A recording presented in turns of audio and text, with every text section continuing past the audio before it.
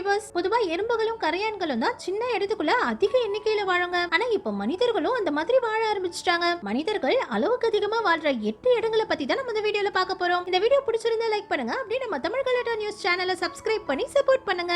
நம்ம முதல்ல பார்க்க போறது ரஷ்யா. ரஷ்யாவுல மிகப்பெரிய நிலப்பரப்பு இருந்தாலும் சில டெவலப்பான சிட்டிகள்ல மட்டும் தான் அதிகமான மக்கள் வாழ்றாங்க. ரஷ்யாவுல இருக்கிற கொட்ரோவோங்கிற சிட்டில இருக்கிற இந்த ஒரு இடத்துல மட்டும் 3708 அபார்ட்மெண்ட்டுகள் இருக்குது. இதுக்கு 35 என்ட்ரன்ஸ்களும் இருக்குது. இந்த அபார்ட்மெண்ட்டுகள்ல மட்டும் 18,000க்கும் அதிகமான மக்கள் வாழ்றாங்களாம். இதுதான் உலகத்திலேயே அதிக மக்கள் வாழ்ற அபார்ட்மெண்டாவும் இருக்குது. இதனாலேயே இதுக்கு ஹியூமன் அத்துலன்னே பேர் வச்சிருக்காங்க. இந்த ஏரியா முழுக்க இப்படி வெறும் பெரிய பெரிய அபார்ட்மெண்ட்டுகளா தான் இருக்கும். இந்த சின்ன இடத்துக்குள்ள அதிகமான மக்கள் வாழ்றது இங்க உள்ள நிலத்தடி நீரெல்லாம் வேகமா குறைஞ்சிக்கிட்டே வருதாம். இதே மாதிரி ரஷ்யால உள்ள மாஸ்கோல லேயிங் ஸ்கைஸ்கேப்பர்ங்கிற இந்த பில்டிங் இருக்குது. இதுதான் உலகத்திலேயே ரொம்பவும் நீளமான ஆபீஸ் பில்டிங். இந்த பில்டிங்கோட நீளம் 2414 ஃபீட். கீழ இருந்து பார்த்தாலாம் இந்த பில்டிங்கை முழுசா பார்க்க முடியாது. லாங் ஷாட்ல பார்த்தாதான் இந்த பில்டிங்கை முழுசா பார்க்க முடியும். இதுக்கு அடுத்ததா ரஷ்யாவுல இருக்கிற சைபீரியால உள்ள மர்னிங்கிற இந்த இடத்துல 80,000க்கும் அதிகமான மக்கள் வாழ்றாங்க. இங்கதான் ரஷ்யாவுல முதல்ல டைமண்ட் இருக்கிறத கண்டுபிடிச்சாங்க. இதனால அதிகமான மக்கள் இங்க வந்து வாழ ஆரம்பிச்சு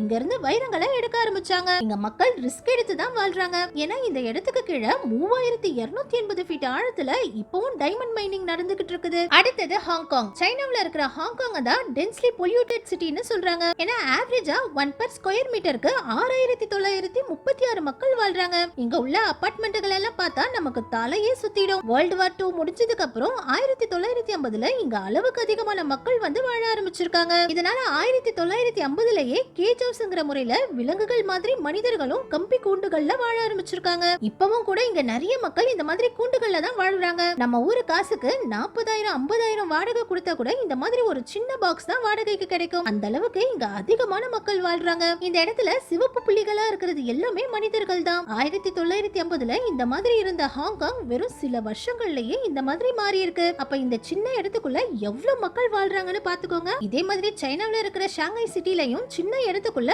அதிகமான அபார்ட்மெண்ட்களை கட்டி வச்சிருக்காங்க. இதனால இந்த பகுதியிலயும் இப்ப நிலத்தடி நீர் வேகமா குறைஞ்சிக்கிட்டே வருதா. அடுத்தது பிரேசில். பிரேசில்ல இருக்கிற இந்த சவுத் போல் சிட்டியை தான் இன்இக்வாலிட்டி சிட்டின்னு சொல்றாங்க. ஏன்னா இங்க ஒரு சைட்ல மிகப்பெரிய பணக்காரங்களும் அதுக்கு பக்கத்துல அப்படியே வறுமையில இருக்கிற ஏழைகளும் இருக்காங்க. ஏழைகள் வாழ்ற பகுதியில குழந்தை திருமணம், ரவுடிசம், போதை பொருட்கள்னு நிறைய தவறான விஷயங்கள் நடக்குது. அதுலயும் இந்த சின்ன இடத்துக்குள்ள 5 லட்சத்துக்கும் அதிகமான மக்கள் வாழ்றாங்க. ஆனா இந்த இடத்துக்கு அப்படியே ஆப்போசிட்ல மிகப்பெரிய பணக்காரங்க வாழ்றாங்க. இதனாலதான் இத இன்இக்வாலிட்டி சிட்டின்னு சொல்றாங்க. இதே மாதிரி சவுத் ஆப்பிரிக்கால இருக்கிற கேப் டவுன்லயும் ஒரு பக்கம் பணக்காரர்களும் இன்னொரு பக்கம் ஏழைகளும் வாழ்றாங்க. நோம்சமோங்கிற இந்த பகுதியில அதிகமான மக்கள் வெறும் தகர வீடுகள்ல வாழ்றாங்க. பைப்ல வர தண்ணி, இன்டர்நெட் ஆக்சஸ்ல இருந்து எல்லாமே இங்க பணக்காரர்களுக்கு அதிகமாவும் ஏழைகளுக்கு கம்மியாவும் கொடுக்கப்படுது. நோம்சமோங்கிற இந்த சின்ன பகுதிக்குள்ள மட்டும் அதிகமான மக்கள் அதிக நெருக்கடிக்குள்ள வாழ்ந்துட்டு இருக்காங்க.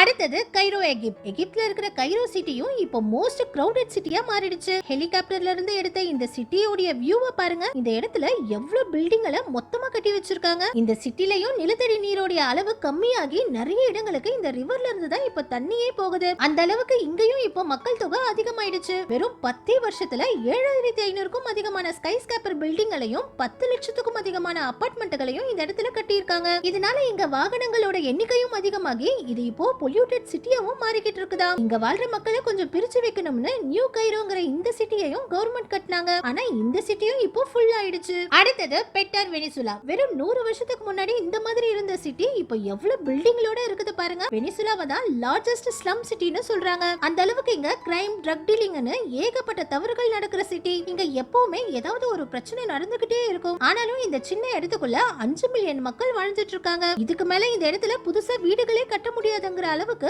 பக்கத்துல அவ்வளவு வீடுகளை கட்டி வச்சிருக்காங்க. இங்க இப்ப எம்டி நிலமே இல்லையா. ஆரம்பத்துல இருந்து இங்க வாழ்ற மக்களும் இந்த இடத்தை விட்டு போகவே மாட்டோம்னு ஸ்டபனா இருக்கிறதுனால இங்க ஒரு பக்கம் முழுக்க கட்டிடங்களும் இன்னொரு பக்கம் முழுக்க தகர வீடுகளுமா தான் இருக்குது. அடுத்தது லாகோஸ், நைஜீரியா. நைஜீரியால இருக்கிற லாகோஸ்ங்கிற இந்த சிட்டில மட்டும் 17 மில்லியனுக்கும் அதிகமான மக்கள் வாழ்றாங்க. இங்க ஒவ்வொரு வருஷமும் 3.5% மக்கள் தொகை வரை இன்க்ரீஸ் ஆகுதாம். ஏற்கனவே அதிகமான மக்கள் வாழ்ற இந்த பகுதியில மக்கள் தொகையும் அதிகமாகிறதுனால இங்க வேலை வாய்ப்புகளும் இல்லாம மக்கள் ரொம்ப வறுமையில வாழ்றாங்க. அதுலயும் மாக்கோங்கிற இந்த பகுதியை தான் வேர்ல்டு லார்ஜஸ்ட் ஃப்ளோட்டிங் ஸ்லம்னு சொல்றாங்க. வெறும் 100 வருஷத்துக்கு முன்னாடி இந்த தண்ணீர் ரொம்பவும் சுத்தமான தண்ணீரா இருந்திருக்கு. ஆனா இப்போ சாக்கடை நீர் மாதிரி மாறிடுச்சு. ஏன்னா சின்ன இடத்துக்குள்ள அதிகமான மக்கள் வாழும்போது அதிக குப்பைகளாலையும் வேஸ்ட்களாலையும் இந்த இடமே இப்படி சாக்கடையா மாறி போயிருக்குது. வாழ சொந்த இடம் இல்லாத மக்கள் இங்க வந்து இஷ்டத்துக்கு காலியான இடங்கள்ல வீடு கட்டி வாழ ஆரம்பிச்சிருக்காங்க. இதனால இந்த இடத்துல இப்போ எவ்வளவு வீடுகள் இருக்குது பாருங்க. இதுக்கு அப்படியே ஆப்போசிட்ல பணக்காரர்கள் வாழ்ற பகுதியும் இருக்குது. இங்கேயும் ஒரு பக்கம் ரொம்பவும் ஏழ்மையான மக்களும் அதுக்கு ஆப்போசிட்ல இன்னொரு பக்கம் பணக்கார மக்களும் வாழ்ந்துட்டு இருக்காங்க. இந்த பிரிட்ஜ் தான் ரெண்டு பேருக்கும் நடுவுல தடுப்பு சுவர் மாதிரி இருக்குது.